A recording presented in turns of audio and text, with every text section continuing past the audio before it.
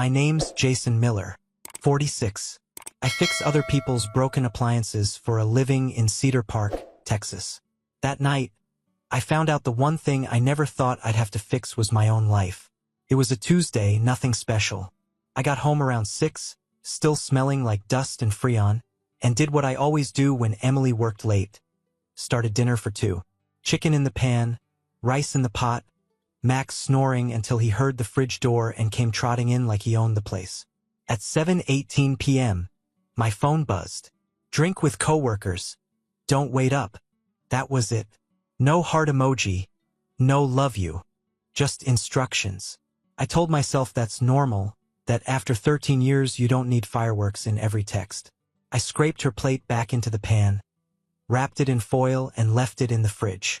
Max parked himself by the front door, like he still believed she'd come through it any minute. Me? I tried to be that easygoing husband everyone likes. I turned on the game, half-watched, half-listened for tires in the driveway. 9:30 slid past, then 10, then 11. At 11:06, I caved and sent 3 words. Everything okay? No typing bubble. No reply. Just the blue glow of the stove clock staring back at me every time I walked through the kitchen. Midnight hit, then 1. The neighborhood went quiet, that deep silence you only hear when everyone else is asleep and you're the idiot still pacing his own living room. Max would lift his head every time a car passed, then drop it again when it kept going. By 2:40 a.m., I wasn't angry. I was empty. That's the part nobody talks about. Not rage. Just a hollow spot in your chest where trust used to live. At 3:27 a.m., the driveway was still empty. The porch light was still on. My phone was still dead quiet. Somewhere between 9:30 p.m. and 3:27 a.m., something in me snapped clean, like a wire finally giving way. No shouting, no smashed dishes, no dramatic movie scene. Just a man sitting in the dark, realizing he's the only one in the marriage who's actually in the house. If you've ever counted minutes instead of sleeping, you already know exactly what kind of story this is. Morning came like it always does, and that almost pissed me off more than the night. Alarm at 6 a.m., same stupid ringtone. I slapped it off, rolled over to her empty side of the bed. Cold.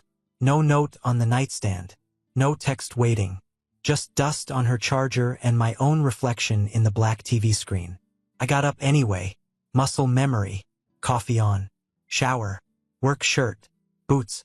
Max thumping his tail against the cabinets like this was just another day. For about an hour, I let myself pretend maybe she came in after I finally crashed. Maybe she left early. Maybe I just didn't hear. At 7:12 a.m., my phone buzzed on the counter. I'm fine. Don't be dramatic. That was it. 13 years boiled down to 4 words and a pat on the head. You'd think I'm fine would be what stung. It wasn't. It was dramatic. Like the hours I spent staring at that door were some kind of comedy bit. Like worrying where my wife slept was a character flaw. Something switched off in me right there, between the toaster and the dog bowl. I stopped feeling hurt and started feeling curious. Cold, clean curiosity. I finished my coffee before I touched my phone again. I sat down at the table, opened it slowly. Not the messages. The Uber app. Little black icon I almost never use because I drive my own damn truck. I walked myself through it like a job menu. Trips. Past rides. Her profile picture stared back at me from the corner. Same one from her work email, professional smile. Hair tucked just right. I scrolled through the history. Thumb steady, heart not so much. There it was. Pickup. Downtown office, 11:42 p.m. drop-off. Copper Ridge Lane, 12:09 a.m. Copper Ridge Lane. Took me a second. Then it landed. Ryan Brooks. Good guy coworker. The one she'd laughed off when I asked once. He's married, relax. Funny how I was always the one who needed to relax. I zoomed the map in until the little pin sat dead center on his street. Same cul-de-sac I'd driven past at the company barbecue 2 summers ago. I didn't throw the phone. I didn't shout. I just started taking screenshots. Every screen, every timestamp, the route line from her office to his neighborhood. Save them one by one into a new folder. Not evidence. Truth. Because I wasn't building a case for a courtroom. I was building a case for myself, for the idiot version of me that would, in a week or a month, want to believe her tears over my own memory. I sat back, phone in my hand, Max's head on my knee, and I made a quiet decision. I was done arguing with feelings. My gut had been screaming for months. Now I had blue and white proof. She could call me dramatic all she wanted. Facts don't care what adjectives you use on them. I went to work like nothing had happened. That's the thing about being a repair tech. People don't care if your life's on fire as long as their AC blows cold. So I drove my truck, punched my tickets, hauled my toolbox up strangers' driveways while my brain replayed Copper Ridge Lane on loop. Every unit I opened that morning was the same story. Something that used to work, slowly failing, ignored until it finally quit. People always acted surprised when I showed them the corroded parts. How did it get that bad? Same way my marriage did. One small thing at a time. Around lunch, I parked under the same shade tree I always use and pulled out my phone. I could have scrolled, could have reread the screenshots, could have texted her and started that familiar dance. Instead, I put the phone back in my pocket, turned the key, and drove. Not home, not to her office, to a small hardware store off the main road. The kind that still smells like metal, oil, and sawdust. The old guy behind the counter gave me a nod. I walked straight to the lock aisle like I'd been there 100 times. Stainless, brass, smart locks with keypads and Wi-Fi. I didn't need anything fancy, just something new. Something that hadn't spent 13 years turning for someone who couldn't even answer a text. I picked a solid brass deadbolt. Paid cash. No paper trail she could read as dramatic. At 12:23 p.m., I was on my own porch, Texas sun burning the back of my neck. Max sat just inside the doorway watching like a furry security guard. I took a screwdriver to the old lock, the one we'd installed when we first bought the house. 2 screws, faceplate off, guts exposed. Came free easier than I expected. The new lock slid in like it had been waiting its turn. Click, tighten, test. When I was done, I went inside, pulled her key off the hook by the door, and set it dead center on the kitchen table. Just a tiny piece of metal, but it suddenly meant access, trust, home. Things she didn't have anymore. I wasn't staging a movie scene. Nobody was there to clap or cry. It was just me, a dog, a new deadbolt, and a simple line drawn in brass. When she came back, she wasn't walking into our house like nothing happened. She was going to have to knock and meet the version of me that finally woke up. I got home before she did. The house was dim, curtains mostly drawn. I left a slice of light by the front window so I could see the driveway without being seen. Max paced a little, then settled by my feet like he could feel the charge in the room. 6 o'clock. 7. The sun went down and the porch light clicked on, bouncing weak yellow off the new brass lock. A little after 8, I heard it. Tires on gravel, engine cutting, car door thunk. Her footsteps on the walk were familiar, casual. No pause, no hesitation. Key jingled. Metal slid into the lock. Then nothing. She tried again. Harder. Jiggle. Twist. That little frustrated exhale I'd heard 100 times when drawers stuck or jars wouldn't open. Jason. A laugh in her voice at first. What's wrong with the door? I didn't answer. Max's ears pricked. My hand rested on the wall by the frame, steady. Key again. Sharper now. Seriously, this isn't funny. Open the door. Silence stretches people thin. After a minute, her tone cracked. My phone died last night. Okay? I crashed on a coworker's couch. You're blowing this out of proportion. There it was. The script. I let her run it. It's not what you think. I was drunk. I didn't want to drive. Each line hit the door and slid down like rain on glass. When I finally spoke, I didn't raise my voice. Who is he? She went quiet. Just wind and her breathing on the other side of the wood. Jason, open the door. We can talk about this. 11:42 p.m. I said. Pick up from your office. Uber. Drop off at Copper Ridge Lane. Ryan Brooks's place. The porch boards creaked as she shifted. It's not like that. Don't tell his wife, please. There it was. Her first real panic. Not about me. Not about us. About him. I let that settle heavier than the deadbolt between us, and for the first time in a long time, my pulse stayed steady. While she was spinning outside the door, my phone buzzed in my pocket. Different vibration. Not a notification I recognized. I pulled it out, thumbed the screen, still leaning against the wall. New message. Unknown number. First name I didn't know. Last name I did. Lauren Brooks. You should see where they went. No hello. No explanation. Just that. Another text came in before I could answer. I'm Ryan's wife. Check your messages before you open that door. My mouth went dry in a way anger never did. I tapped the first attachment. Photo 1, grainy, zoomed, but clear enough. Emily's navy coat under a hotel neon sign. Her head tipped back like she was laughing. Timestamp, 12:37 a.m. Photo 2, lobby shot. Emily standing shoulder to shoulder with Ryan at the front desk. His hand on the counter, leaning in close, hers brushed against his sleeve. No distance. No accident. Photo 3, elevator doors half closed. His arm wrapped around her waist, pulling her in. Her body leaning toward him, not away. No sign of a couch anywhere. My stomach didn't drop. It was locked. Last text from Lauren. Room 314. Charged to his card. Checkout 7:08 a.m. I've got the statement. Outside. Emily hit the door again with her palm. Jason, please. You're scaring me. This is insane. I slid my phone back into my pocket, hit the speaker, and let my voice carry through the wood. 7:08 a.m. I said. Room 314. That ring a bell. She froze. I heard it in the sudden lack of movement more than anything. What are you talking about? The hotel neon looked good on you, I said. Navy coat, hair down. Elevator shots my favorite, though. You look real comfortable with his arm around you. Her breath hitched. Who sent you that? Jason, this is nothing. It didn't mean anything. There it was. The line. If the night meant nothing to her, then she just told me what our marriage did. I stood there a second, feeling the last pieces click together.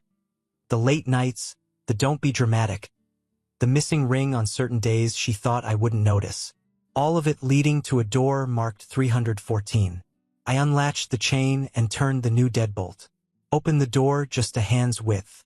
She stood there with mascara smeared, hair tangled, last night's clothes hanging wrong on her.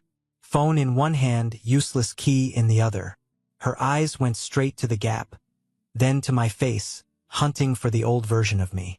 The one who'd hug first, ask questions later. He wasn't home. She tried anyway. Jason, I messed up. Okay? I was drunk. We were talking, I held up a manila envelope. She blinked. What is that? This, I said, is me not being dramatic. I put it together at lunch. While she was wrapping up her meeting, I was at a print shop downtown, using a public computer to pull generic Texas divorce forms, separation notice, and a list from a locksmith near her sister's complex. Filled out what I could. Signed my name in blue ink that didn't shake. I slid the envelope through the narrow space. She took it like it might bite.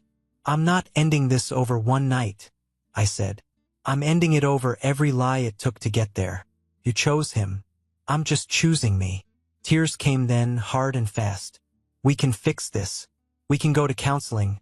I'll block him. I'll quit my job if you want. You already quit something, I said. You just forgot to tell me. For a second, we just stood there, a couple inches of wood and 13 years between us. She clutched the envelope to her chest. Please don't ruin his life. Don't tell Lauren. Think about his kids. And that was it. The last nail. You're still protecting him, I said quietly. Not us. Not me. I closed the door until the latch caught, then turned the new deadbolt I'd bought with cash, the one she'd never have a key to. On the other side, I heard a choked breath, then footsteps backing away from the house like it was something on fire. Maybe it was. I just finally decided I wasn't the one who needed to burn in it. After she left with the envelope, the house went quiet in a new way. Not the usual she's at yoga quiet. This was surgical. Clean. like the sound you get after a machine finally shuts off and you realize how loud it had been the whole time. I sat at the kitchen table with my old chipped Miller's Repair mug and let the coffee go lukewarm. Max laid at my feet, head on his paws, eyes tracking me like he was waiting for orders. The pain was there, heavy, but it was like it had moved to the background behind something sharper. I took my wallet out, thumbed past receipts and loyalty cards, and pulled out a beat-up business card. Mike's old referral from a few years back. Daniel Carter and Wells, attorneys at law. I kept it for someday, meaning wills, maybe a small business question. Turns out someday showed up with hotel photos. I dialed. The receptionist answered in that soft office voice. Carter and Wells, how can I help you today? My name's Jason Miller, I said. My wife checked into a hotel with a coworker last night. I've got proof. I think it's time I talk to somebody. No gasp. No drama. Just a pause, keys clicking. I'm sorry you're going through that, Mr. Miller. Can you come in later this week? Or would you prefer a phone consultation? I'll have Mr. Carter send over a preliminary email with things to gather either way. 10 minutes later, I had an email in my inbox. Subject line, Next Steps, Miller. Inside, bullet points, assets, accounts, documentation, short, practical sentences that didn't care how I felt. Just what needed doing. That was something I understood. I grabbed a yellow legal pad and walked the house like I was on a service call. Not a husband, an inspector. 2 vehicles, both titles in the safe. House, mortgage file in the office. My tools, full inventory in the garage. Her stuff, closet, jewelry box, the fancy mixer she loved more than my grill. I took photos of everything that mattered. Vince, serial numbers, bank statements.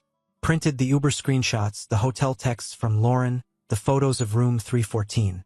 Slid them into a fresh manila folder, marked with a single word in black ink. Carter. On a small sticky note, I wrote to myself, Jason, don't second-guess this. Her lies don't define your worth. I stuck it to the inside cover, where only I'd see it when I opened the folder later and started doubting. Max hopped up, put his paws on my thigh, nose bumping my arm. I scratched behind his ears.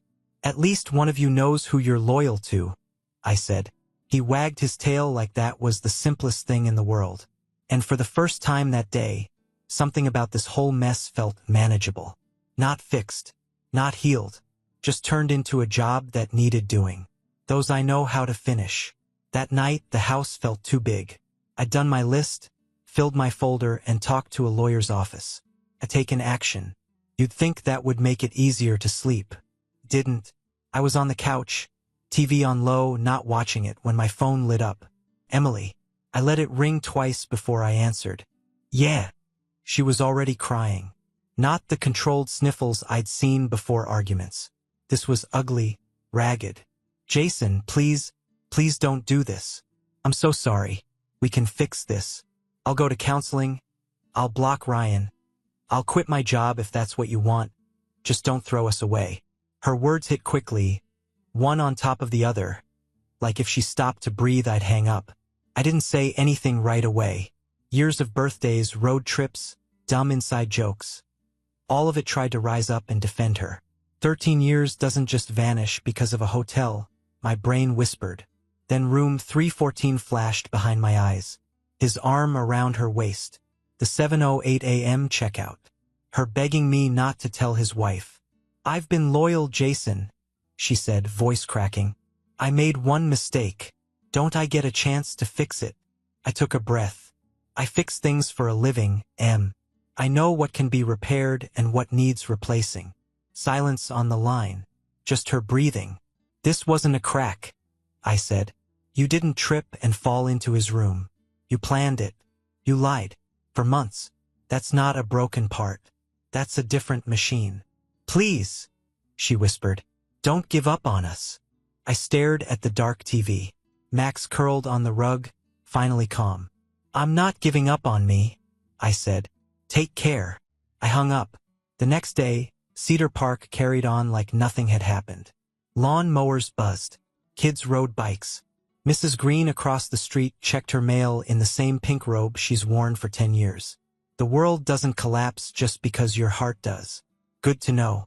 I went to the fridge, pulled down the house list Emily had written weeks ago. Change AC filter, tighten loose front door hinge, fix dripping faucet.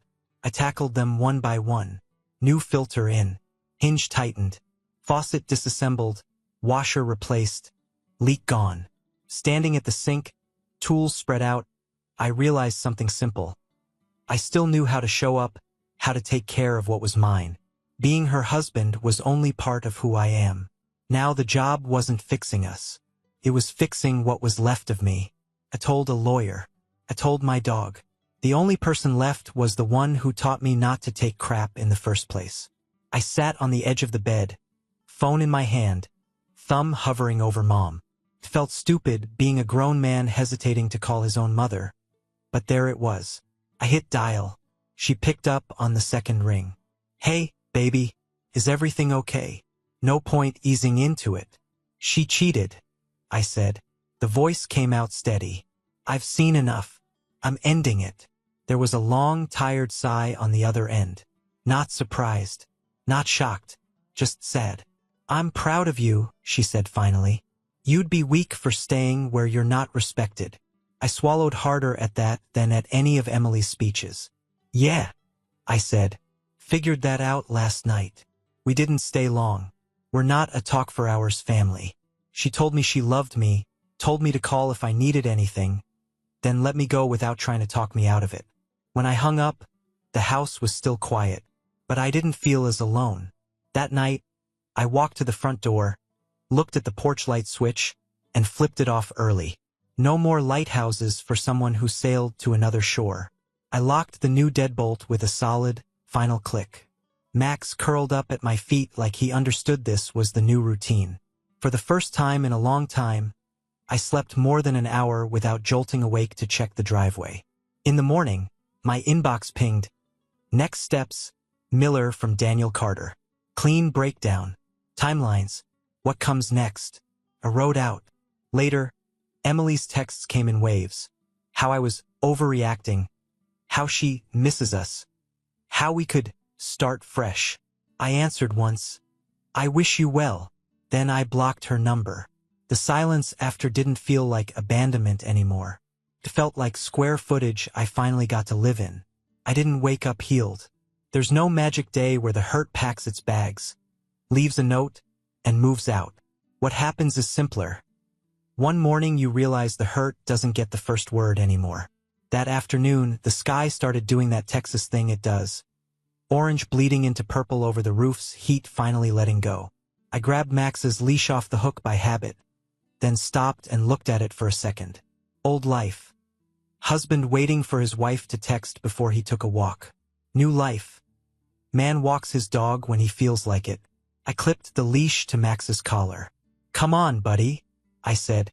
We've got some ground to cover. We stepped out onto the porch. The bulb above the door was off, even though the light outside was already fading. Used to flip it on without thinking, like a beacon, in case she was late, in case she was stuck in traffic, in case she needed to see her way home. Now the porch stayed dim. The message had flipped. This house isn't a waiting room anymore. We hit the sidewalk. The neighborhood was alive the way it always is at that hour. Kids screaming at the park, someone grilling 2 streets over, music from a backyard speaker carrying just enough bass to feel in your ribs. Life. Regular, boring life. Max trotted ahead, nails ticking on the concrete, tail up. It struck me that he didn't care about divorce filings, hotel rooms, or broken vows. His world was simple. This guy at the end of the leash shows up. That's my person. Good metric. We turned the corner by the retention pond, the one with the half-dead trees and the ducks that never seemed to leave. A truck rolled up slowly behind us, engine low, tires crunching over the gravel at the curb. Tom from around the corner leaned out his window. Late 40s, paint on his forearm, same ball cap he's worn since I moved here. Hey, Jason, he said. Heard some of what's going on. He hesitated, like he wasn't sure how far to go. Hang in there, man. It was the kind of line people say when they don't know what else fits. But something in his face said he knew enough. Maybe Lauren had talked. Maybe Emily had tried her version and it didn't land. Cheaters always forget the part where other people have eyes. I looked at him, really looked. Then I heard my own answer before I thought it. "I'm good," I said. And for the first time since this whole thing started, it wasn't a lie I told to keep the peace. It was a statement of direction. I wasn't okay. I wasn't fine. But I knew which way I was walking, and it wasn't backward. He nodded once, like that was the right answer, gave a little salute, and rolled on. Max and I kept moving. You get a lot of time to think when you're walking a dog who has to sniff every blade of grass in the county. Somewhere between mailboxes and streetlights, I realized something I should have known years ago. My marriage didn't end in room 314. It ended a piece at a time. Every "relax, you're overreacting." Every "he's just a friend." Every eye roll when I asked a simple question. Room 314 was just the final address. I thought about that Uber map, that line from her office to Copper Ridge, then to the hotel neon. Guys, if you're listening to this, here's the part you need to hear. You don't end a marriage over one night. You end it over the road it took to get there. If you've ever had your gut twist and been told you were crazy, you weren't. You were just with someone who needed you to doubt yourself so they could keep doing what they were doing. We looped past the small park. A little girl tried to get her dad's attention, pointing at Max. "Doggy," she yelled. The dad smiled, waved at me, went back to his phone. Normal. Ordinary. A life where the biggest crisis that night was whether the kid got another 5 minutes on the swings. For a second, I felt this weird ache. Not for Emily, not for us, but for the version of me that thought my life was that simple too. Work, home, wife, dog, bills, weekends. A straight line. Then I remembered. I kept my end of the deal. I worked. I paid the bills. I fixed the leaks and the rattles. I stayed. When I said, "for better or worse," I meant it. She just quietly opted out and left the porch light on in case I stayed dumb. We cut down a quieter side street. The sky was full on fire by then. Purples and reds and that deep blue that means the day's giving up the fight. Max stopped to pee on some poor guy's bush. I let him. I looked at the camera in my head, the same one I've been talking to this whole time, the one I'm talking to you through right now, and I said it straight. If you're a man watching this, and you've got that knot in your stomach you keep trying to ignore, listen to it. You're not weak for asking questions. You're not dramatic for wanting respect. That's the bare minimum. You're not crazy because the facts don't line up with her stories. I shoved my free hand in my pocket, felt the rough edge of the sticky note I'd carried with me from the folder earlier. Her lies don't define your worth. I didn't pull it out. I didn't need to read it again. I believe it now. I didn't walk away because I'm perfect, I said to that invisible guy on the other side of the screen. I'm not. I've missed things. I've snapped on bad days. I've screwed up and said stupid, selfish stuff. But I showed up. I slept in my own bed. I answered my phone. I kept my vows even when it was boring and hard and nobody was clapping. We turned toward home. From the sidewalk, my house looked the same as it did 2 weeks ago. Same paint. Same roofline. Same little patch of grass I keep meaning to resod. But the inside. Different battlefield now. That's the point, I went on. You don't have to be flawless to deserve loyalty. You just have to be present. If she can't give you that, you're not asking too much. You're just asking the wrong person. Max pulled a little on the leash, eager for dinner. I let him set the pace for the last block. So here's where I leave you in this chapter. Porch light off, lawyer engaged, deadbolt changed, envelope delivered, number blocked. I'm filing. Lauren's filing. 2 people who didn't ask for this mess decided we're not going to drown in somebody else's choices. And Ryan, let's just say men like him never think past the hotel door. They forget about HR policies. They forget about security cameras. They forget their wife might be smarter and calmer than they are. They forget that sometimes the quiet husband is also the guy who keeps records, dates, and names. What happened to him, professionally, legally, at home, that's not tonight's story. That's another chapter. One I'm finally ready to tell without shaking. For now, I walked up my own driveway, dog at my side, key in my lock. I opened the door to a house that felt empty in all the right ways. No lies, no fake apologies, no waiting for a car that wasn't coming. I unclipped Max's leash. He trotted straight to his bowl like he always does. I stood there a second, hand on the new deadbolt, and realized something simple. I didn't lose a wife that night. I stopped losing myself. And tomorrow we start talking about what happens when a man like Ryan Brooks finally runs out of places to hide.